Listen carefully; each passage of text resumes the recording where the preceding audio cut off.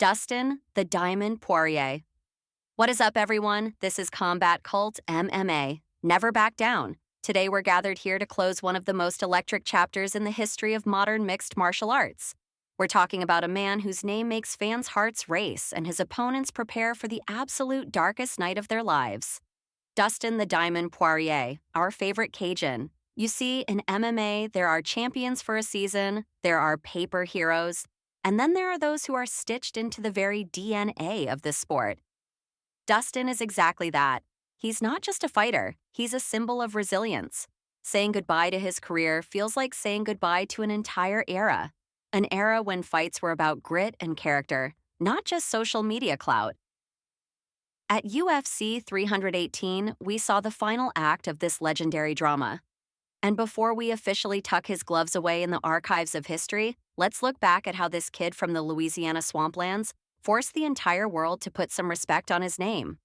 Grab your coffee, get comfortable. This is going to be a long, honest, and deep dive into the journey of the Diamond. Roots, dirt, blood, and Lafayette.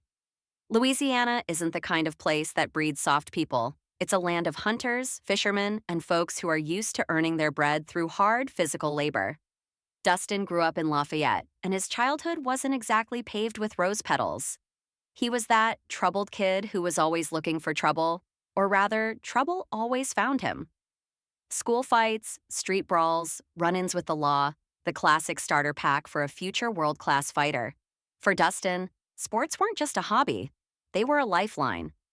When he first stepped into a gym, he wasn't dreaming of millions of dollars or UFC belts.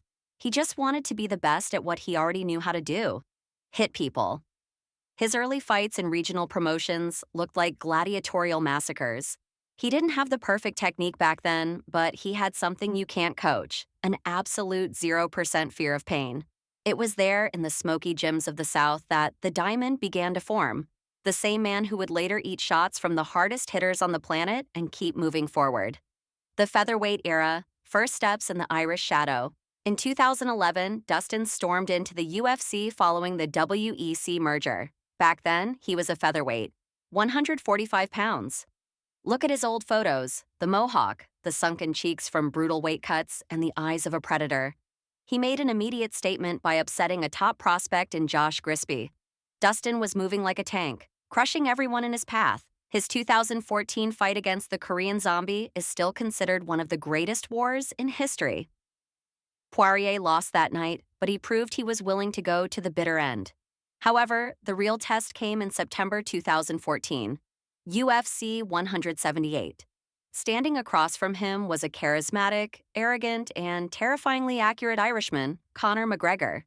For Dustin, this was personal. He hated Conor's trash talk. He wanted to dismantle him. But inside the cage, it ended too fast. A first-round knockout. It was a soul-crushing defeat. The world laughed at him while Conor skyrocketed to superstardom. Many experts wrote Dustin off right then and there. They said he was a gatekeeper, a tough guy, but not elite. Man, were they wrong. That loss didn't break him. It forced him to be reborn. The transformation, 155 pounds and the birth of a beast moving up to lightweight, 155 pounds, was like Dustin had finally shed his chains. No more miserable weight cuts that sucked the soul out of him. He changed his hair to that classic slick back, packed on lean muscle, and most importantly, sharpened his boxing into a high-level art form. His move to American Top Team, ATT, was the turning point. Under the guidance of the world's best coaches, he began turning his raw power into a systematic killing machine. Then came the legendary run. Joe Duffy, Bobby Green, Jim Miller. Dustin mowed through them, leaving a trail of blood and broken teeth. The real Diamond era started with the rivalry against Eddie Alvarez and that first historic war with Justin Gaethje. That 2018 Gaethje fight is a monument to human will. Justin was in his peak leg kick machine mode.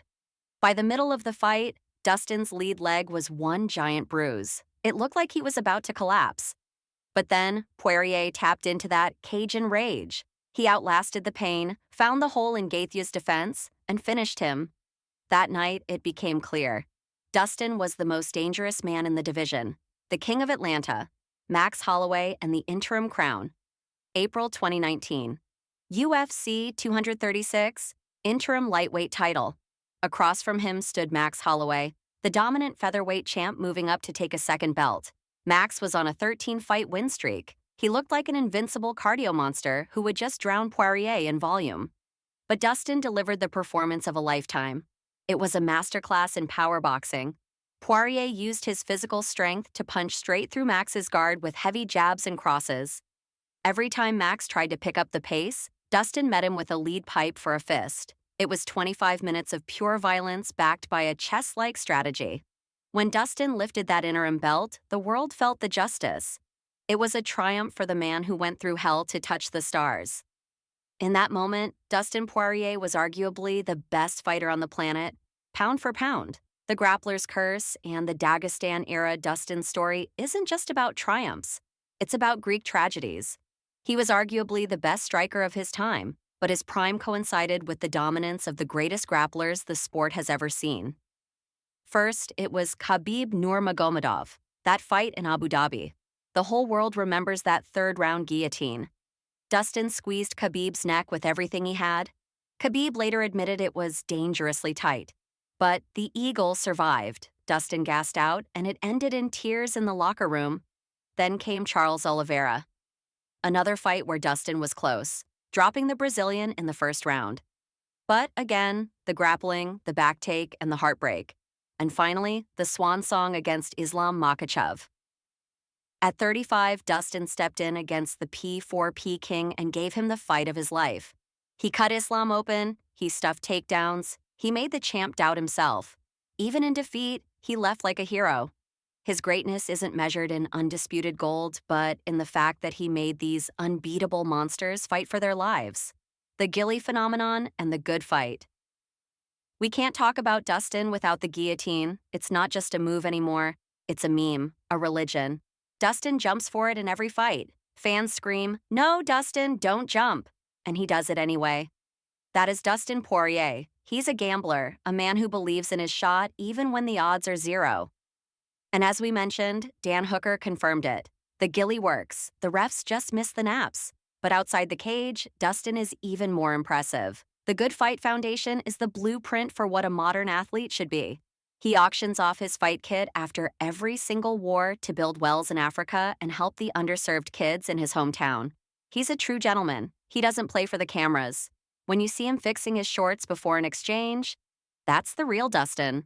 A family man who loves his wife Jolie, his daughter Parker, and a damn good scrap. A place in the pantheon. So who is Dustin Poirier? To me, he is the greatest fighter in UFC history to never hold the undisputed title. He defeated 5 undisputed UFC champions. He walked through fire and kept his dignity. In my all-time lightweight top 5, he stands shoulder to shoulder with Khabib, Islam, and BJ Penn. He leaves on his own terms, with the money, with the legacy, and with the love of millions. We won't see that signature check hook or that high guard pressure anymore, but his fights are a textbook on courage. If life ever gets hard, just put on Poirier versus Gaethje 1. Watch him stand on broken legs and keep moving forward. That's what life is. That's our tribute to the diamond. Hit that like button if Poirier is your favorite fighter. Drop your top 3 Dustin fights in the comments. We're at the dawn of a new era, and we're going to miss that Cajun spirit in the octagon.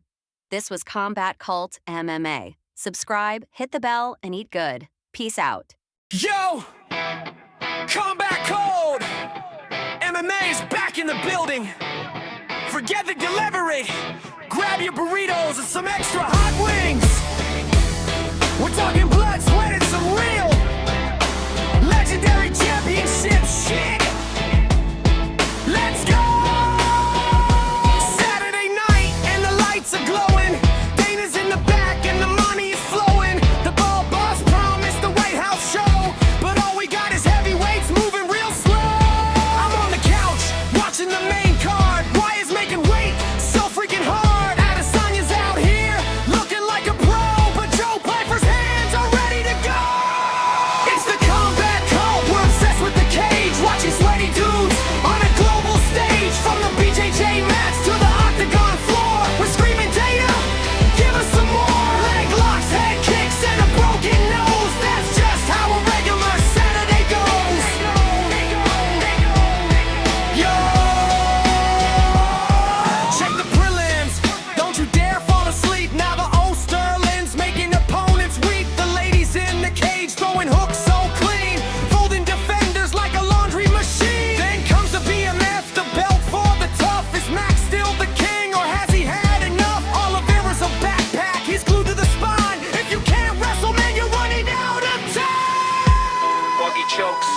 Rubber guard.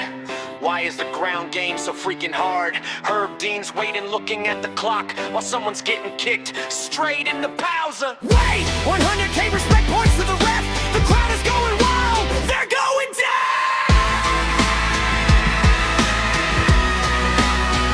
3 Codys on the card. Is this a glitch? One's got fast hands, the other's in a ditch. Is Izzy still a lion or a pampered house cat? He's getting taken down, laying flat on the mat. Get your tissues ready, wipe away the tears. The anime kid is facing all his fears. 1-5 in his last 6, that's a tough pill. But the combat call is hungry for the thrill. It's the combat call, we're obsessed with the cage. Watching sweaty dudes on a global stage. From the BJJ mats to the octagon floor, we're screaming Dana, give us some more. Leg locks, head kicks, and a broken nose. That's just how a regular Saturday goes.